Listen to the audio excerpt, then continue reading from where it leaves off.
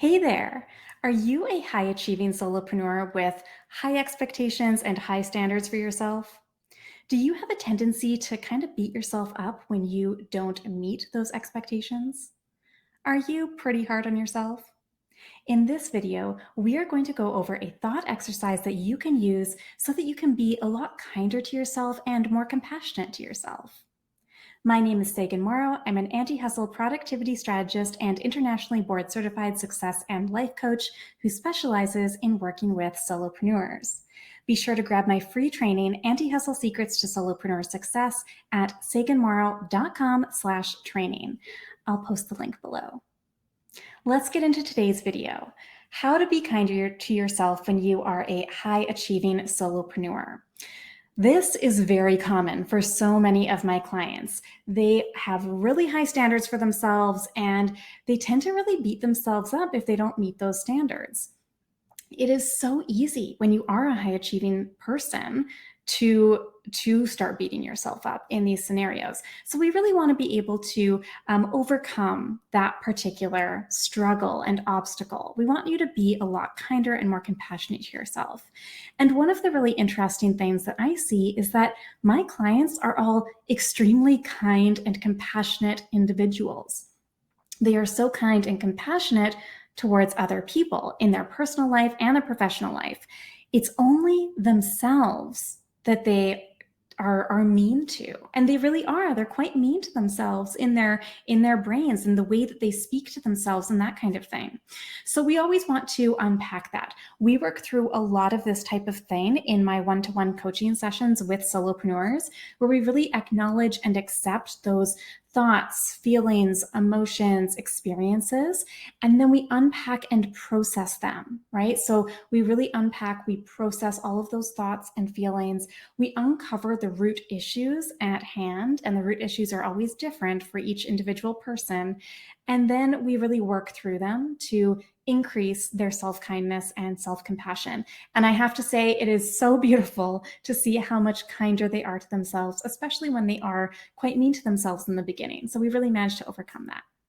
So with that in mind, here is an example of a thought exercise that I have used with my clients that now you can use to have more compassion for yourself if you are beating yourself up a bit.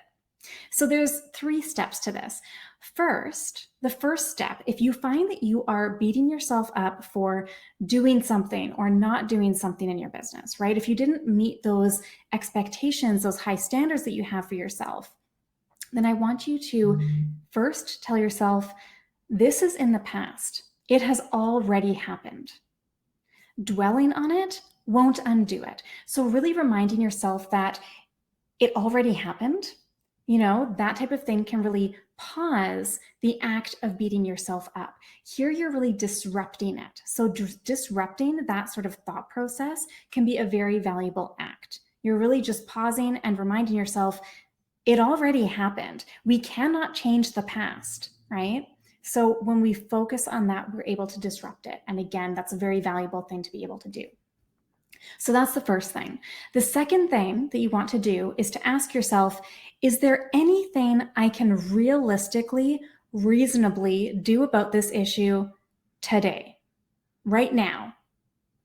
There's something very useful that can come out of this experience because it reinforces that you do not want to do the same thing again, right? So whether you met your goal or didn't meet your goal, right? So whatever that thing is that you are beating yourself up about, that you either you did do something and it was like a mistake or the wrong thing to do, or else you didn't take action and therefore you haven't met your goal, regardless of which one it is, this really roots everything in the facts and the logic in terms of how can I resolve this? And again, we want to focus on what is realistic and what is reasonable for me to do about this thing that has already happened in the past. What can I actually do at this point about it?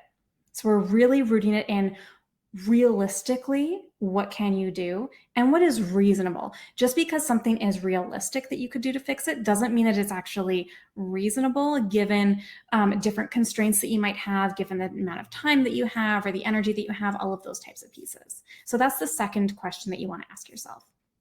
And then the third question that you want to ask yourself is, What can I do to be kind to myself today? Regardless of whether you do or do not like the actions that your past self took, you are always deserving of compassion. You are a human being. You are always deserving and worthy of compassion and being kind to yourself. So here you're really looking at, what can I do today to be kind to myself?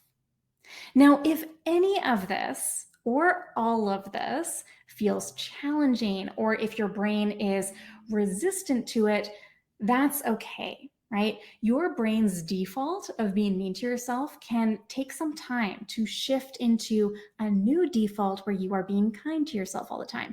This is a practice, and it will get easier with time. You can also try this thought exercise through the lens of another person. So, almost imagining as though you are someone that you love and how you would treat that person, right? So, when you're asking yourself these three questions, when you're going through this thought exercise, to imagine as if it was someone else, a loved one, right?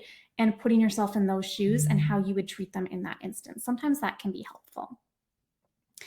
All of this as well, if you find that you are experiencing some resistance, or if this is very challenging for you, this is also why it's really, really important to always tailor the thought exercise to your unique situation.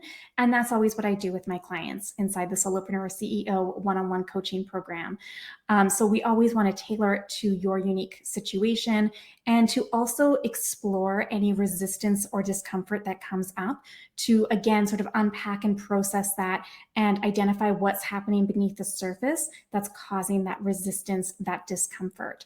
So if you try this thought exercise and it starts to work for you, or you're having some difficulty, or you can't quite take it to the next level, then I would recommend getting a one-on-one coaching session where we can really dig into it a lot more.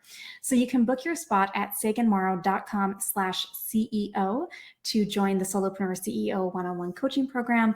Do keep in mind that space is limited, so I do recommend booking your spot sooner rather than later. So there you have it. If you enjoyed this video, please subscribe to my channel, give this video the thumbs up, and also drop a comment below sharing your results after doing this thought experiment. I really want to know how it goes for you, what comes out of it for you. Please do share all of that in the comments. I'd really love to hear from you on that.